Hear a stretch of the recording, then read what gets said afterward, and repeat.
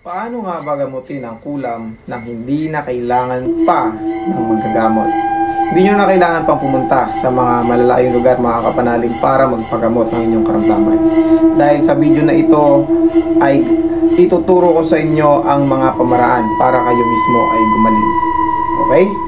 Huwag na huwag mong skip ang video na ito, kapanalig, kung ikaw ay nakakaramdam ng mga hindi normal na pakiramdam, kagaya na lamang ng pagkabalisa at hindi nakakatulog ng maayos sa gabi, at palagi kang nakakaramdam ng kakaiba sa iyong parte ng katawan. Halimbawa na lamang ay biglang pananakit ng ulo nang hindi ka naman nilalagnat o pagod, hindi ka naman puyat, at biglang panunusok sa parte ng iyong katawan. O di naman kaya mga tumutubo na mga kati-kati na hindi gumagaling, o mga bukol na hindi naghihilom at mga sugat.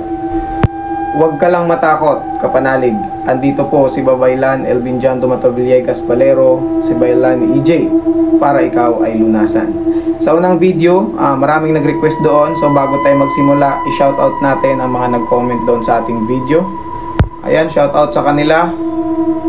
Sinasabi nila na yung tubig daw na dinasalan natin sa test ay pumakla. Yung isa naman ay pumait. So that is a sign, mga kapanalig, na karamdamang espiritual ang inyong iniinda. Pero ulitin ko, mga kapanalig, hindi nyo ito dapat ikabalisa. Bagkos manalangin kayo sa Diyos at manalig sa inyong manggagamot. Ecclesiastico 38, igalang mong manggagamot ng marapat sa kanyang katungkulan, sapagkat ang Panginoon din ang may likha ng katungkulang iyan. Ang karunungan ng manggagamot ay nagmula pa sa kaitaas-taasan. Pinahalagaan siya ng mga hari at ginagantimpalaan dahil sa kanyang karunungan. Marangal siyang nakakaharap kanino man at iginagalang siya pati ng may kapangyarihan. Nakasalalay, kapanalig, sa iyong pananampalataya sa taas, pananalig sa taas at sa iyong manggagamot. Magkakasala sa Diyos ang isang tao kung hindi siya susunod sa kanyang manggagamot, ayon sa kasulatan ng Biblia. Ngayon ay hindi na natin patatagalin ang video na ito, mga kapanalig. Kumuha ka na ng isang basong tubig at pagkatapos ay lagyan mo ng kaunting asin. Wala kayong ibang gagawin, mga kapanalig, kundi ang isang basong tubig na may asin ay iharap lamang sa ating screen o sa ating camera. Ang butas mismo ng baso ang iharap nyo, mga kapanalig, ha. Nakita yung tubig sa loob, para nang sa ganun ay pumasok ang dasal na itatapon natin dyan, o orasyon sa Espanyol. Okay? Hanggat hindi ako nagsasabi na didilat ang inyong mga mata, mga kapanalig, ay wag na wag kayong didilat, sapagkat tayo ay magsasagawa ng isang munting ritual para sa inyong kalunasan. Lahat ng uri ng itim na mahika, espiritu, elemento, diablo o demonyo man yan ay magsiwasak, magsisabog, magsilusaw. Sa ngalan ng Diyos na buhay, Yod-Heh Bauheh, abangan natin, mga kapanalig, at wag na wag aalisin ang baso.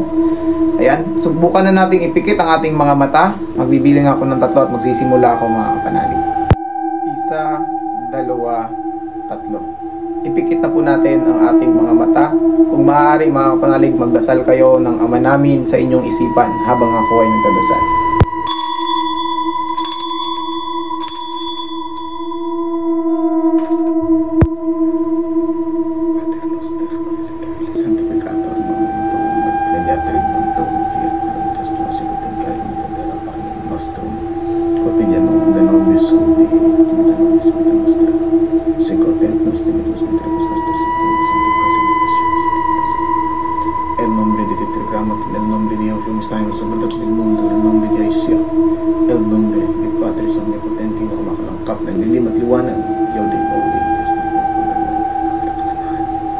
Humingi ako ng basbas sa kapas-taasan, panagpanalan Diyos sa mga kapangyarihan sa lahat, Yahweh ng Diyong, dalawang Diyos na nagtatrabaho. Maging sa mentot kasangkapan ng tubig nito, Ama, maging tubig ng buhay. Tanggalin ng lahat ng sakit na kanilang naramdaman sa mga parte ng kanilang mga katawan, pisikal man at spiritual.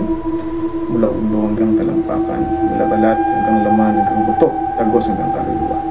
Lahat ng uri ng itim na mahika, itim na espiritu, elemento, diablo, demonyo ay magsiwasak, magsisabog, magsilusaw sa pangalan ng Diyos sa mga kapangyarihan sa lahat, Patris Omnipotenti, Tetragrammaton Yod-Heh Bauheh, Yahweh Elyon Elolam Esdadan, Tetragrammaton Elohim, Ex-Semin Raw ang Pilambuang. Pasabugin nila na itinamay ka sa kanilang loob.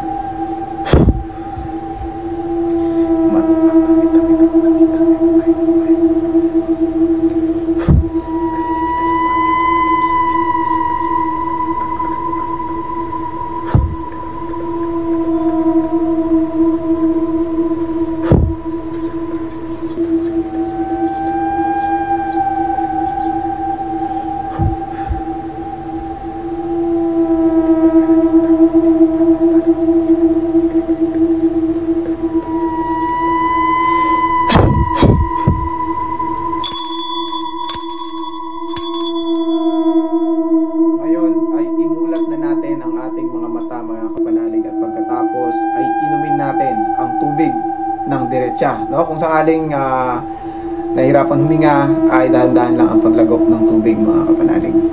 Pagkatapos inumin ang tubig, ay i-comment mo sa ibaba ng comment section kung ano ang pagbabago sa iyong katawan, kapanalig. Kung nakatulong sa iyo ang video na ito, please like and share, mga kapanalig, at mag-iwan ng komento sa ibaba, at mag-follow ka na rin sa akin para palagi kang updated sa mga ganitong klaseng video.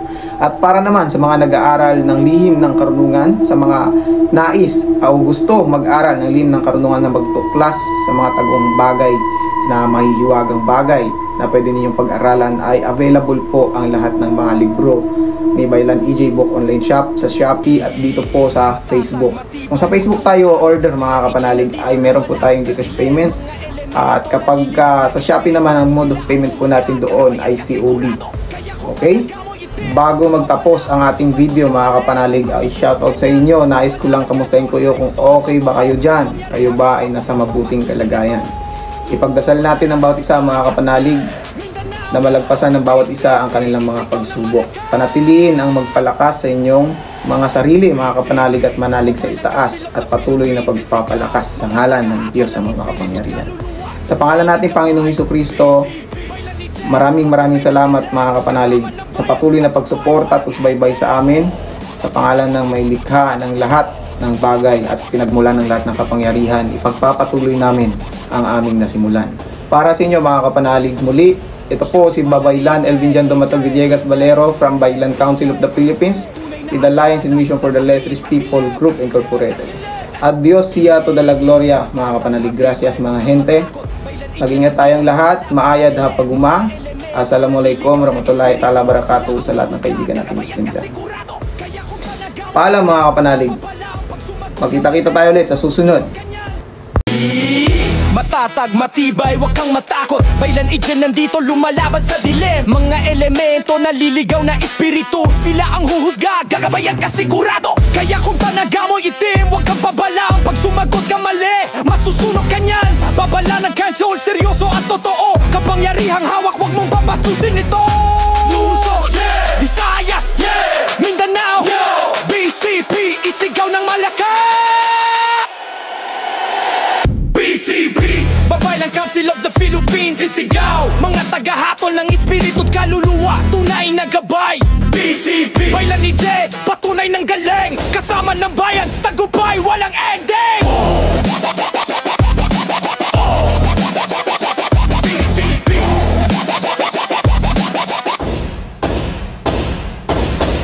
siya si Baylan EJ. Tunay na alalay sa sakit at dilim.